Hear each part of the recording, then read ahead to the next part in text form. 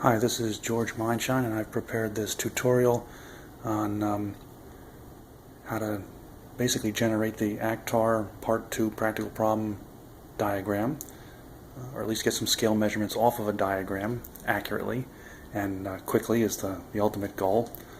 I've got the tools I typically use when making drawings by hand over there, a flexible curve, a couple Sharpies, some triangles, push pins, it's especially for the ACTAR type of exam, a 360-degree protractor. Here's a transparent grid that I'll show you how to use as an overlay to the ACTAR supplied Part 2 drawing. Here's a generic drawing. It's not one of the ACTAR test problems. This one's from a crash conference where two vehicles hit and rotated, and I just happened to be lucky enough to get all the mapping data to generate this sketch. There's obviously no indication of the direction of the axes or which direction is north or south or anything along those lines. If you look closely, you can see there's a little X there, and that's going to be my reference point. I'm almost willing to bet. I don't know if the ACTAR diagram that you get is going to have an X marked on it, or it might just be a dot, something along those lines. An 18-inch steel ruler, an engineer's scale. I like to use a clip holder on my scale just so I don't goof up and use the wrong scale measurements. So I clip that with the 10, with the inches divided into tenths, that side down so I don't mix it up.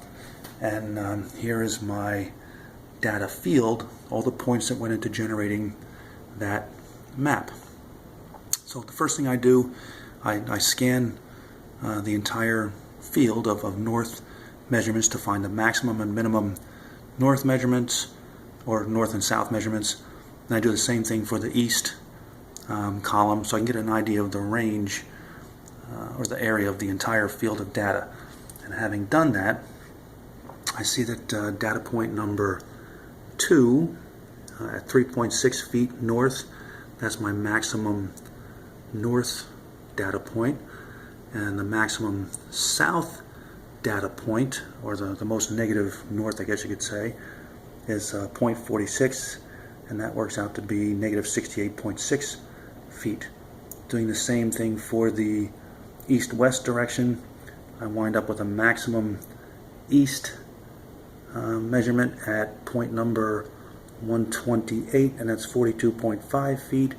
The maximum west measurement, or the most negative east measurement, I guess you could say, is at point number 84, and that's negative 105.1 feet. That gives me a range of data for my drawing of 72.2 feet north to south, and east to west 147.6 feet. So that's very close to a 2-to-1 ratio for width to height, or east to west, or west east to north south. And so you can get an idea just looking at the drawing, the way I have it oriented right now. It's a good chance that that's correct. And also I know my 0 point, or the reference point, is only 3.6 feet below the very northern point on my diagram. So that's looking pretty good. My reference point is near the top of the plotted data, and it's about a third of the way west from the eastern border. So that looks good for all that.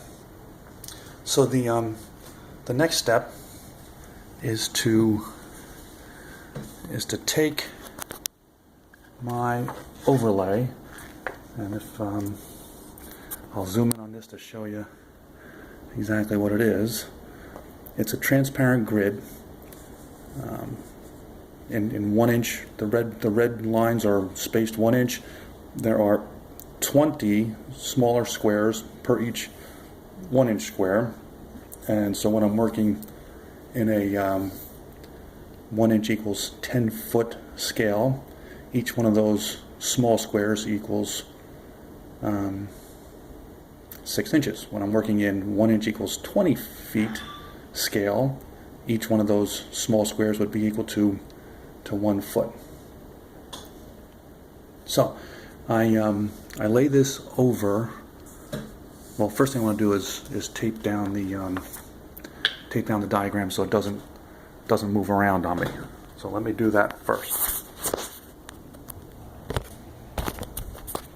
Okay, I've just taped 2 corners. That should be good enough at least to keep it from moving around. Now I take my transparent grid, lay it over the drawing, and I pick an intersection of 2 red lines, and I put that at my reference point, and that's going to become my 0, 0 point. Everything's going to be referenced from there. So then what I do is I take a push pin and push it in right there and lock that transparent grid to the scale diagram underneath it.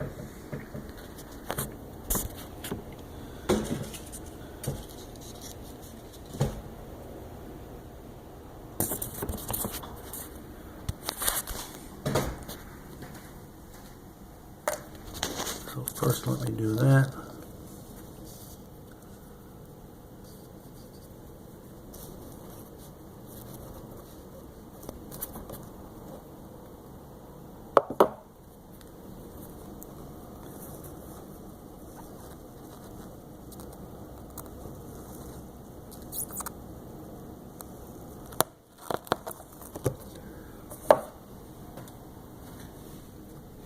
Okay, so now I have my 0, 0 point locked down.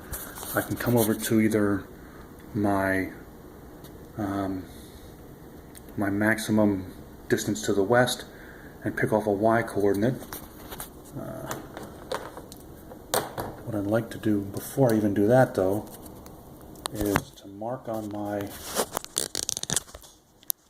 template, because even though I have the 0, 0 point, I know my range of north to south was 70 some feet. So in this particular drawing, if I look at my range, that brings me out to just over 7 inches. So I know I'm working on a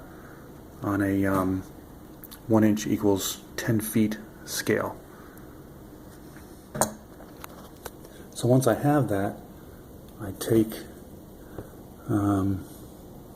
each 1 inch line, I go negative 10 feet, negative 20 feet, negative 30 feet, negative 40 feet. I mark all the way across my diagram on that. I do the same thing coming down, negative 10, negative 20, negative 30, negative 40. So at least that gives me an idea of, if I continue all the way out, basically that makes a reference grid for me, so I can count off squares in a hurry instead of using the engineering scale every time. I could use the engineering scale, but I prefer just to write right on the template and mark them off.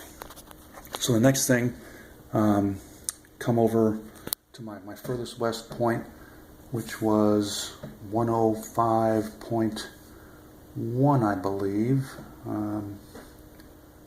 Bear with me 1 second.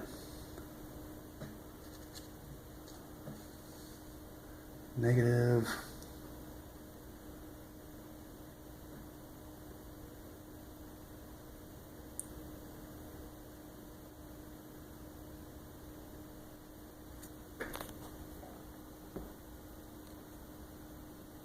Point number 84, negative 105.1. That's the final rest position left rear tire of one of the vehicles. And its corresponding north-south measurement was negative 48.1. So what I'll do, I'll go to the that furthest west point on my drawing. Bear with me 1 second.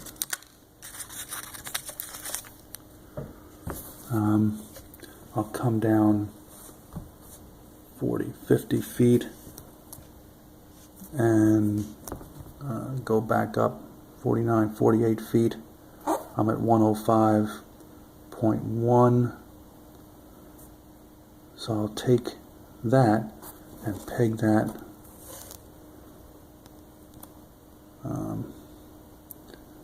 49, 48, and 105.1. That becomes, once I lock that on, now I've essentially locked my template to the drawing by 2 points, my reference point and one other point. So to find any other points or enter more data, many times for the ACTAR test they don't give you, they'll just give you a couple tire marks, but they don't mark the final rest positions of the vehicles. So now I can just count off my measurements, -10, -20, -30, -40, whatever they give me for north-south, same thing for east-west, and I can use the push pin to plot those right through the template onto my diagram. Hopefully that made sense. All right, so that gives you a brief overview of how to use the clear template to assist you in marking out your diagram. There's also, once you're done marking all the points you would need, this diagram is great for making the ACTAR scale vehicles. At least you can box out how wide your vehicle is, how long it is, and where the axles lie with relative ease and decent accuracy by using the little squares on the grid, then cutting them out. That'll be the next tutorial, how to make an ACTAR mobile using the same grid, with the plenty of leftover space that you have around the edges. All right, thanks for watching.